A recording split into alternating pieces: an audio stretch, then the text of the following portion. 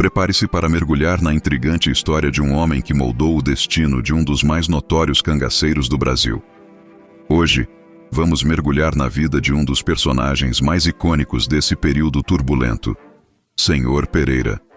Conheceremos sua jornada desde a entrada no cangaço, os motivos que o levaram a essa decisão, até a entrega da liderança para o lendário Lampião. Nascido na mesma cidade que o rei do cangaço, ele foi o responsável pela ascensão de Virgulino ao posto de comando pelo qual ficaria famoso. Além disso, traremos uma entrevista com o Senhor Pereira após sua visita à sua terra natal, Serra Talhada, em Pernambuco. Prepare-se para uma emocionante viagem ao coração do cangaço e a incrível história desse notável cangaceiro.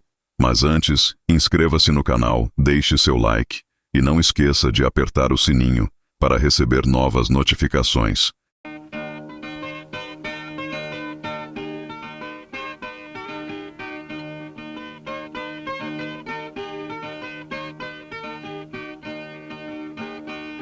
Senhor Pereira, o cangaceiro que comandou o sertão.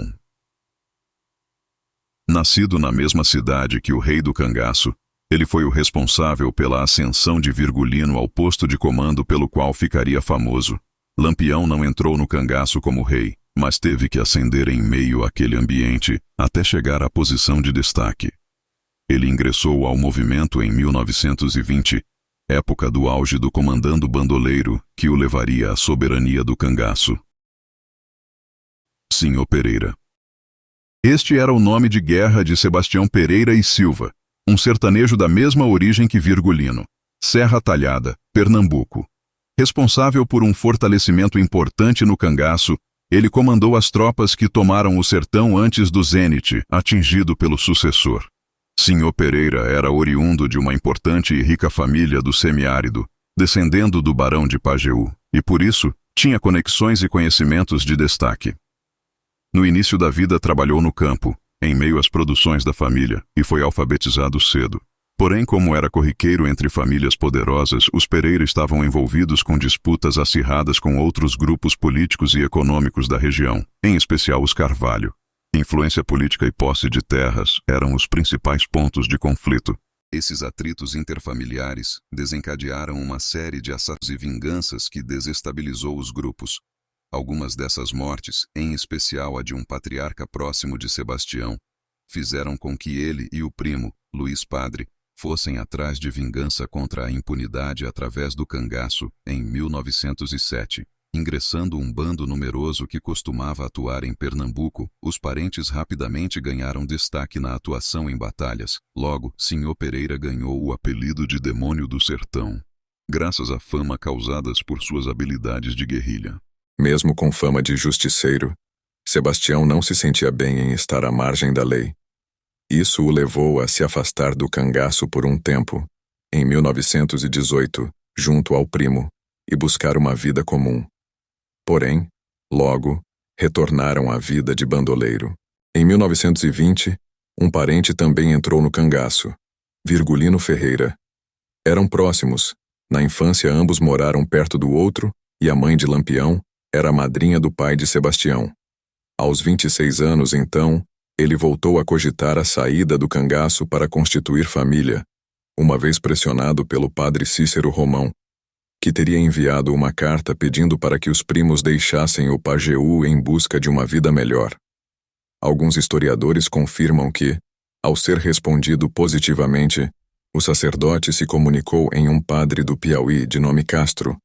Para ajudar os dois, o religioso receberia os dois jovens para levá-los para o Maranhão, onde poderosos agricultores os auxiliariam.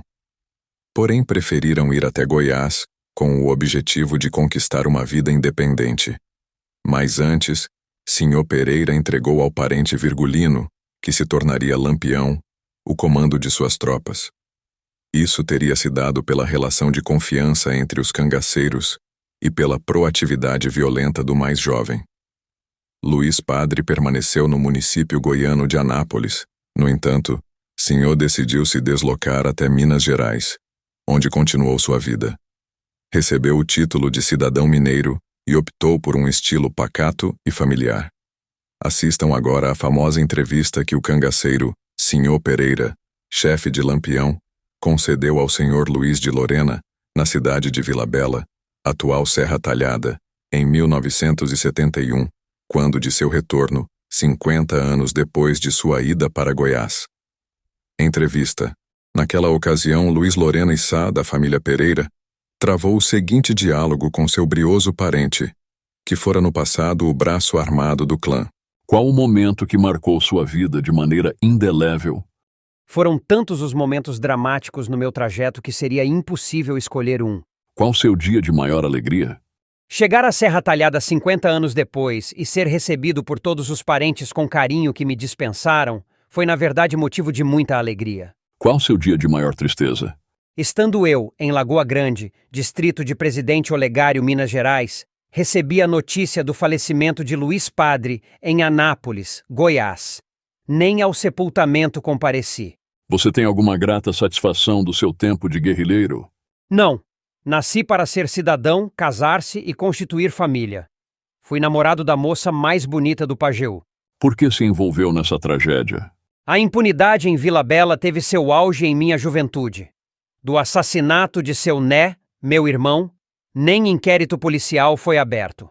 Você reconhece o que seus contemporâneos dizem sobre o seu espírito guerreiro e de ser você o mais valente entre esses? Havia homens valentes até quase a loucura, entretanto brigavam para matar. Na hora de morrer, até fugiam do campo de luta. Naquelas circunstâncias, matar ou morrer para mim seria a mesma coisa, daí a diferença. Desses confrontos, qual o que você teve mais proveito? A família Pereira, minha família, vivia atormentada em face de minhas ações. Era imperativo mudar a face da história. Quais os fatos que mais perturbavam você? Vários. No começo, tudo o que eu fazia errado dava certo. Com o passar do tempo, tudo o que eu fazia certo dava errado. Entre estes, você poderia destacar um? Sim. A morte de João Bezerra em Bom Nome. Na forma como eu procedi, acelerou minha decisão. O meu estado de espírito estava de tal forma desajustada que já não tinha condição de conduzir as ações do grupo que comandava. Em que circunstância Lampião apareceu em sua vida? Ele e os irmãos chegaram de Alagoas depois do assassinato do pai, dispostos a confrontar com José Saturnino, seu inimigo comum. Não tinham condições financeiras nem experiências. Procuraram-me e participaram com muita bravura de alguns combates. Por que essa expressão? Minhas navegações, quando sabemos que navegar é próprio do oceano. Ouvíamos dizer que o mar é uma imensidão de água, e como a extensão de nossa desgraça não tinha limites, usávamos a expressão nossas navegações. É verdade que você anteviu a genialidade de Lampião? Dos homens que deixei em armas no Pajeú, só Virgolino podia chegar à celebridade. Os demais eram formigas sem formigueiro. Minha profecia foi cabalmente comprovada. Lampião nada aprendeu comigo. Já nasceu sabendo. Sr. Pereira faleceu numa manhã no dia 21 de agosto de 1979, em Lagoa Grande, estado de Minas Gerais, deixando para trás uma vida e uma história marcadas de angústia, dores e vontade de viver feliz com sua família e amigos.